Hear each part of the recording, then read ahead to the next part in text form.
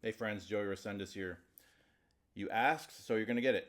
Okay, so this is part three of the um, Rhapsody by Andre Waignein. I don't know how you say it, but this is part three. So this is gonna be from measure 89.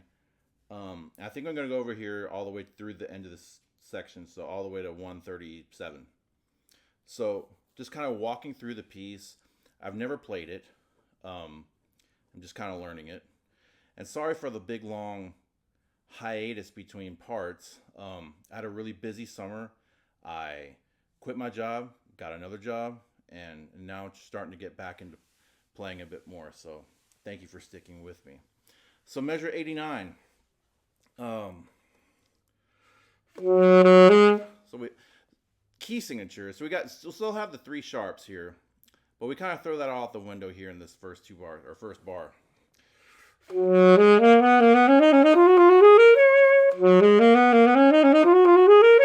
So if I were marking up my music, I would look at the flats we have. We got E flat, A flat, B flat, B, E, and A. So that's the E flat scale, basically. All right. Then we go over here, next bar. We don't have those flats anymore. We have some sharps.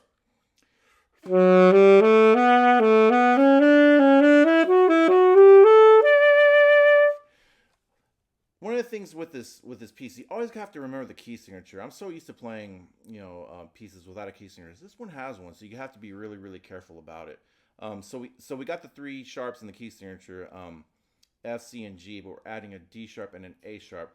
Five sharps, which is B major. So I'll probably write B major over this.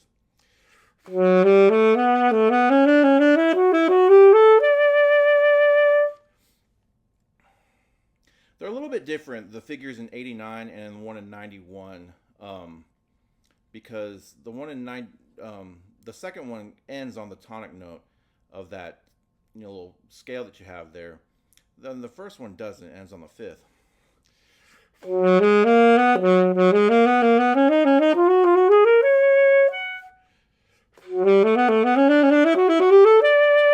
they start on different scale degrees, that's why. All right, next one, measure 93. We've got naturals here on the G.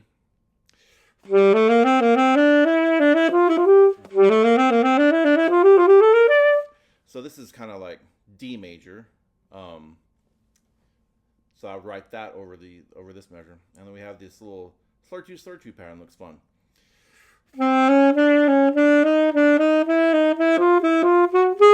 So it's all slur two. You get to the very end there, and then it's you got two tongued ones. It's pretty much chromatic.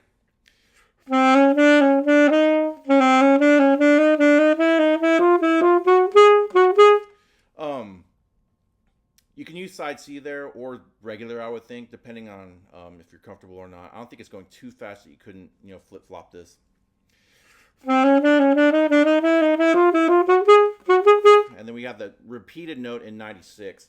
A lot of the times, if I'm not sure about the note coming, if I'm always missing the note, the first note of the next line, I always kind of write it in on the edge, and I'll probably do it in this instance right here, probably. Because we're all moving notes, and you have that repeated note that throws you for a curve from 95 going into 96. So I might write in like an extra E sharp at the end of measure 95, just to kind of to have my eyes trained that, hey, we're going to another E sharp.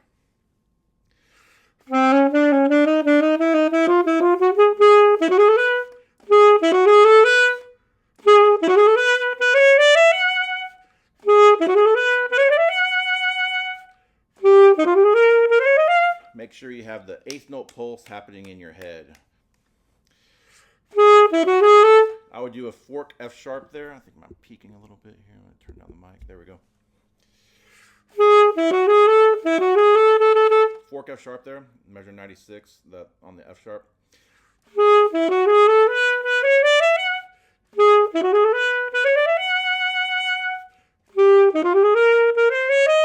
We kind of have B flat here. So kind of F major. You could use either bis or side there. I probably would gravitate more towards the side there. got trill here. It's B to C natural.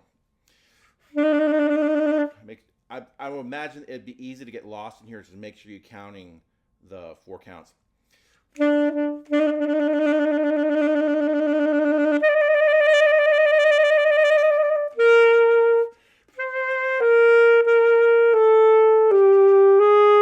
Yeah.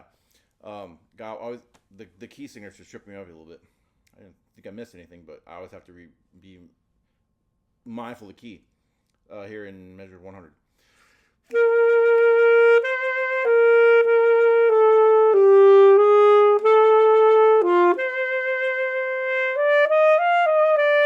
Make sure I get the tongues in there. I didn't do that.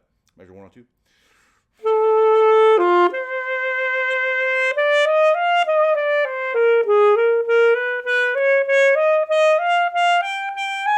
Ooh, we're going up the Altissimo register here. So I would probably flip on over to a front F, and then, okay, so let's see here, measure 107.65, measure 105, starting on the C natural.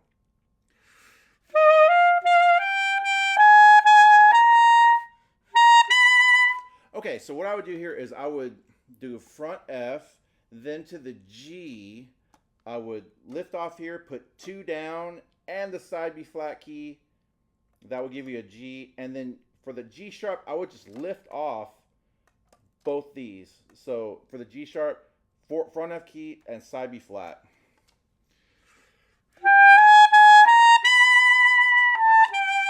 And then for the F sharp, I would just go from the G sharp, front F and the side B flat, and then going down to the F sharp, just put down the middle finger in your left hand.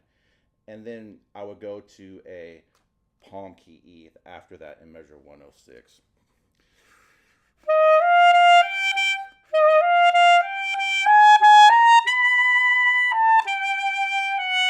Ooh, we got triplets, sextuplets.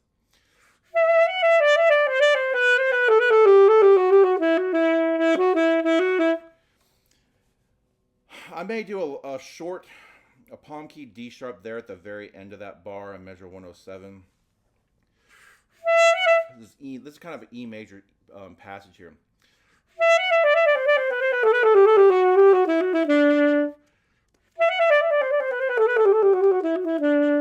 Yeah, and people wonder why we practice scales. That's why. And by front key there, I would probably the last D sharp of that bar, I might play just with my front F key. I'm sorry, not my front F key, my palm F key. We call that C4 in the French notation. French kind of way of naming keys on a saxophone. So C1, C2, C3 is the high E, C4 is the high F, and then C5 high F sharp, just in case you're wondering. So, did I break my reed? Nope. So C sharp, D sharp, C sharp.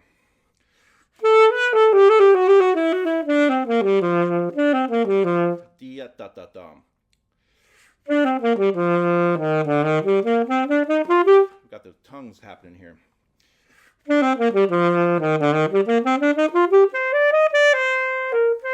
Okay, G sharp here, measure 111 or 109. I would definitely mark my G sharp. I would know I'm gonna miss that.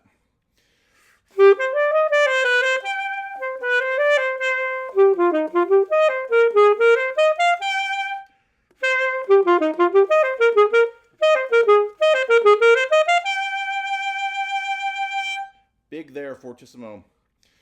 Ooh, a fun little pattern here. Is this pentatonic? Nice, good pentatonic scale. Sounds cool, and it lays in the fingers really easy. Nice.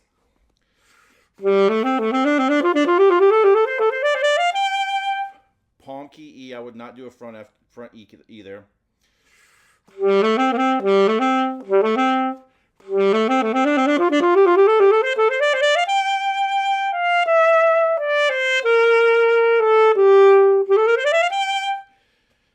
Make sure you don't rush that septuplet there in measure 114. I bet that would be easy to rush there. Bum, bum, bum. Just make sure you land square on on the downbeat there, and 115 on that high E. You don't want to get there early. And keep in the key signature, so it's like a D major D major scale.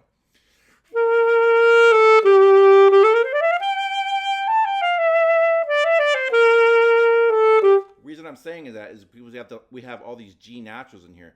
You take away G natural from the A major scale, that's the key we're in, and you get to D major.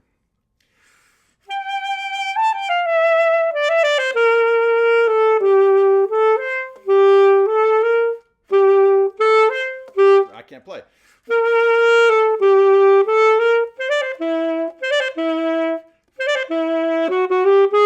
Okay. Careful here with your accidentals here. This looks like a little tricky.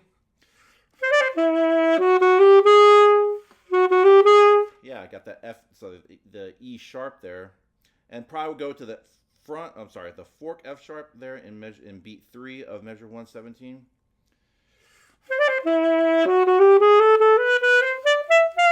Yeah. Watch your key signature again. I'm going to say that a lot.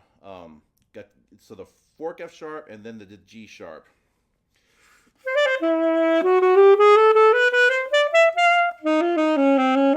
Okay, yeah, and then right there, I would probably use a side D. I probably wouldn't go from C natural to D with moving all these fingers. I would probably just finger the C regular in measure 118, and then add this is what C2 to that, and that will produce a D. Okay, and you can go C to D rapidly like that. Not perfectly in tune, but when you're going fast like this, I don't think it's going to matter. E flat, whoops. I would use, I use side B flat there to avoid the flip flopping. So I would not use bis here in 118.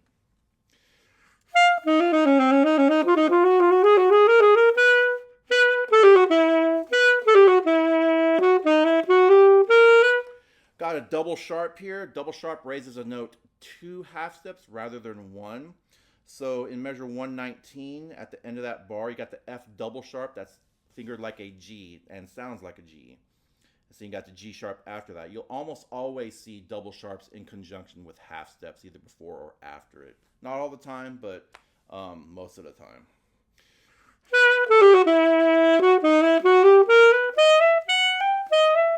Ooh, okay. We're going up to the Altissimo register again.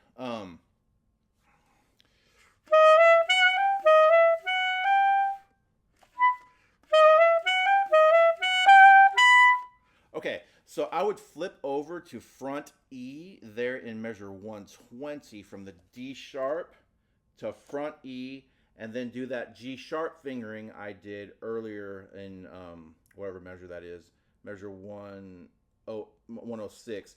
Just the front key and then side B flat. This is a little bit of an unstable fingering.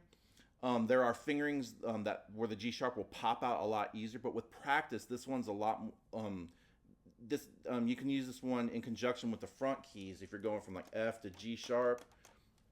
This is a good one when you're using a front F pattern up into the Altissimo like we're doing here.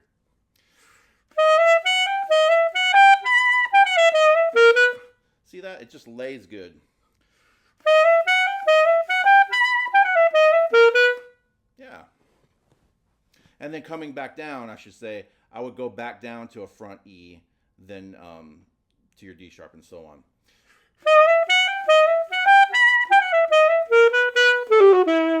Are we repeating?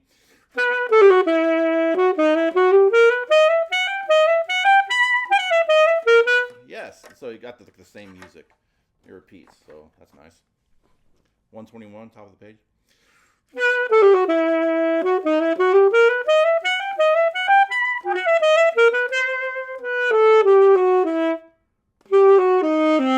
I missed the C sharp, missed C natural. Here we go, measure 123.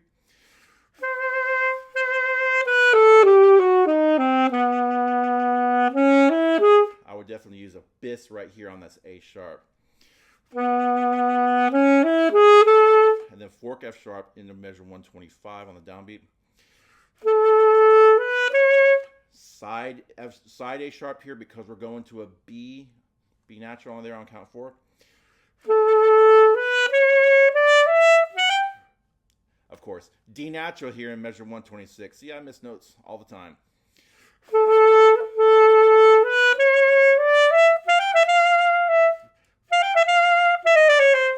Yeah, so you really have to have your internal metronome going on here. So you're moving lightning fast.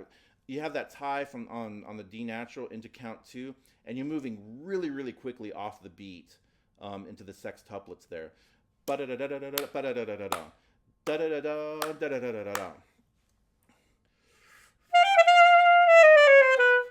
Is it chromatic? Doesn't look so. Okay, so it's chromatic for a little bit, and then we have the whole step from the A to the G natural. And we have the C major pattern for the last 2 beats. How about that? Easy enough.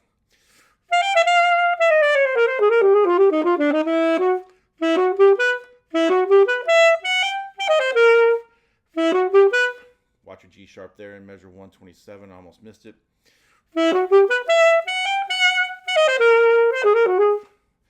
Same deal here in measure 127 from beats 3 to 4. Make sure you're counting. You're going to be late off the tie going into beat 4.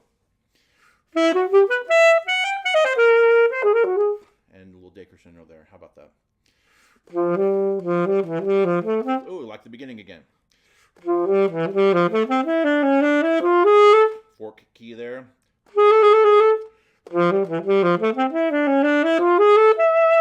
I might leave my right hand down into that C sharp to cover that C sharp and lower the pitch a little bit.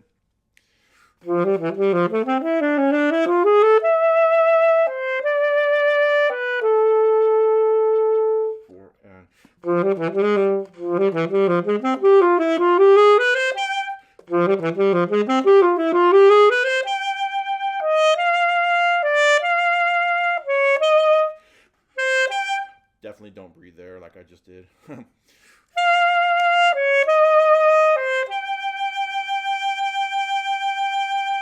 Yeah, don't get lost in here like I just did on this long note. Make sure you're counting 1, 2, 1, 2, 3, 4. Maybe cut it off there.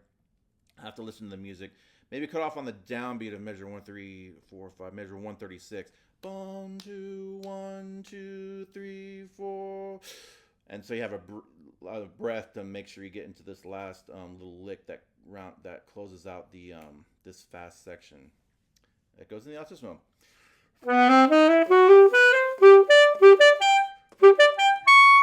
And we got up to the high B flat and then to the A. So let's see how we're gonna do this.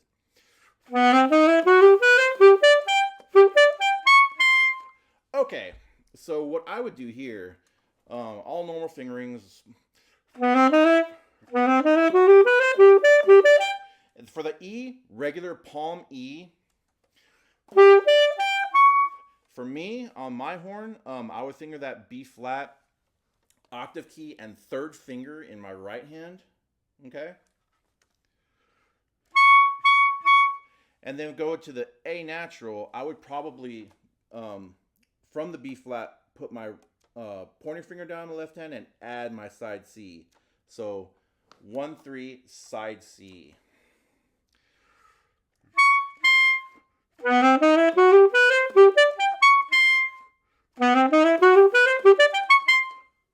Yeah. So there we go. Thanks for watching, and we'll get into this slow section another time. Again, thanks for watching, and stay tuned for more videos. We're gonna finish out this piece and go on to some others. So again, I'll see you guys next time. Bye.